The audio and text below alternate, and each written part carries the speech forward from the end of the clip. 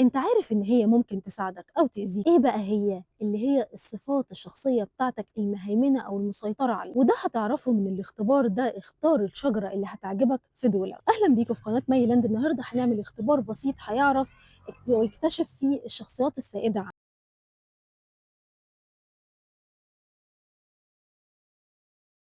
علماء النفس بيستخدموا نظريات كتيرة لتفسير العناصر اللي هي بتشكل شخصيتنا، والاختبار ده حاجة بسيطة وفي نفس الوقت طريقة ممتعة جدا علشان خاطر تفهم الصفات السائدة اللي بتشكل شخصيتك. عايزاك كده تبص حواليك على الناس اللي انت عارفهم في دايرة معارفك. ممكن مثلا تلاقي مامتك مهووسة بالسيطرة، او باباك مهتم جدا بالتفاصيل، او صاحبك القريب منك مبدع جدا بس في نفس الوقت منفصل شوية عن الواقع. بمجرد انك انت تتعرف على شخص ما، مش هيبقى تحديد الشخصية بتاعته صعب عليك. انك تتعمق وتدور على صورة اوضح عن نفسك الحقيقية، ده ممكن يوصلك انك انت تعيش حياة اكتر سعادة واكتر نجاح. انت كمان عارف انك انت ممكن تفهم الاخرين بشكل رائع بانك بس تعرف اكتر نوع شخصيتك هي ايه، وعلى اساسها هتفهم كل اللي حواليك، وتعرف تحدد اللي بتحبه واللي مش بتحبه، وتعرف المواقف المثالية ليك، واكيد تعرف نقط قوتك ونقط ضعفك. وواحدة من الطرق اللي تعرف بيها اكتر عن صفات الشخصية السائدة عندك او المسيطرة عندك هي انك انت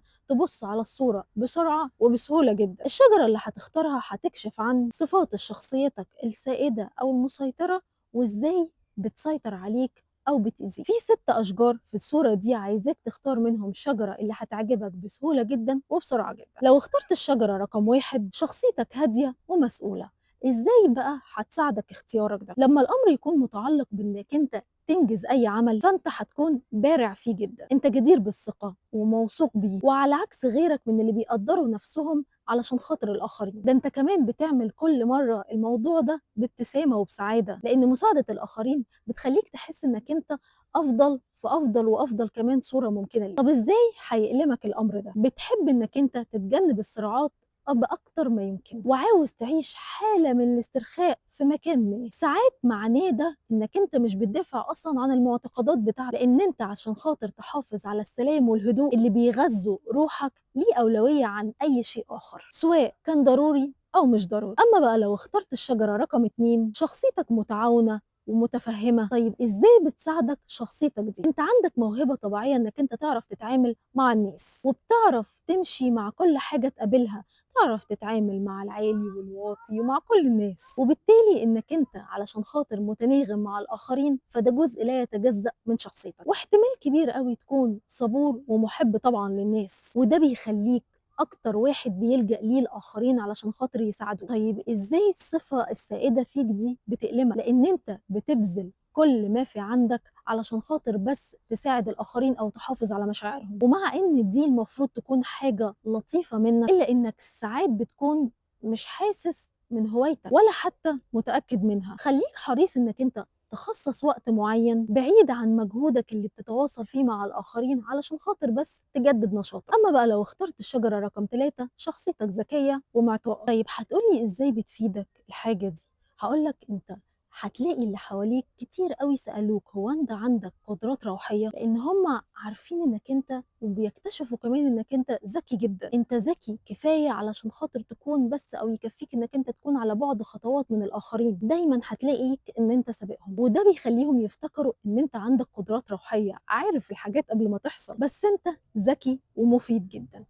طيب إزاي بقى هيكون مؤلم ليك؟ ذكائك ده مش بيخلّيك إنك أنت بارد، أنت شخص كريم جدًا، وممكن يكون ده غلط. بتدّي بسخاء من ممتلكاتك وحتى قلبك وروحك ووقتك، كل ده بالتساوي على حسب حاجة كل حاجة ليك. طيب إزاي بيألمك صفات شخصيتك دي السائدة؟ ذكائك مش بيخلّيك بارد أبدًا، أنت شخص كريم، وممكن يكون ده غلط، لإن أنت بتدّي بسخاء ممتلكاتك وقلبك وروحك، كل ده بالتساوي حسب احتياجات كل شخص. بس خلّيك حريص إنك أنت ممكن تحيط اللي حواليك أو يكون حواليك ناس أذكيا ومحبين كمان هم يدّوك، مش أنت بس اللي تدّي، لإن ممكن البير اللي أنت بتدّي منه ده يخلص في يوم من الأيام. أمّا بقى لو اخترت الشجرة رقم 4، شخصيتك مبدعة وحساسة. إزاي هتساعدك الشخصية دي أو الشخصية السائدة عندك دي، إزاي هتساعدك في حياتك؟ ميّال دايمًا إنك أنت تكون مميز حتى في وسط ناس كتيرة مميزة. ليه بقى؟ لإن أنت شايف نفسك إنك أنت مبدع وفريد. تركيزك الإبداعي هو اللي بيدفعك ويركزك ويريحك أكتر من أي حاجة تانية. إن أنت ما تكونش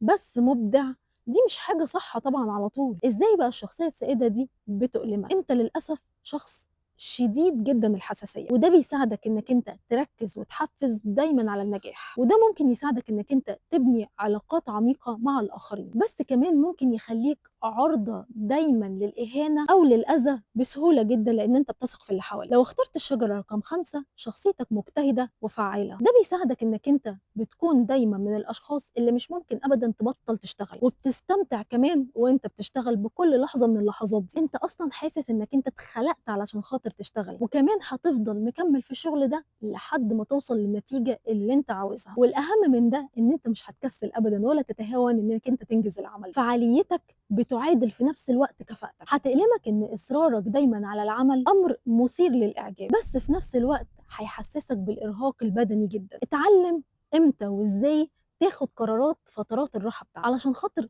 تعرف تكمّل في بذل المجهود الكبير اللي أنت بتعمله، وفي الآخر هتلاقي نفسك بتوصل للحاجة برضه اللي أنت بتحبها. آخر شجرة لو اخترت الشجرة رقم 6 شخصيتك خيالية وواقعية، وده بيساعدك لمّا كل الناس بتاخد الطريق الأكتر وضوح والسكة الأكتر وضوح ليهم، هتلاقي نفسك كده أنت قاعد بتفكّر وبتاخد الطريق التاني على طول أو الطريق الجديد اللي ما حدش أصلًا خطر على باله ده. أنت بتختار الحاجة الفريدة، النادرة، اللي ما حدش خطرت على باله إن هو يعملها، اللي أنت شايفها أكتر جاذبية وأكتر عطاء ليك وهتفيدك، حتى لو الطريق اللي أنت اخترته ده هو الأكتر صعوبة. طيب إزاي هتألمك الشخصية السائدة عندك؟ إنك أنت بتعمل كل حاجة بدقة وأناقة من غير ما تفقد الطفولة اللي موجودة والخيال اللي موجود، لإنك كل حاجة بتتخيلها بتتحول لواقع. بس افتكر إن في عالم هنا لازم تعيشه فعلًا، ويتمنى إنك أنت تكون أكتر جزء منه فعلًا. وبكده خلصت الفيديو، انتظروني في اختبار جديد من تحليل الشخصية.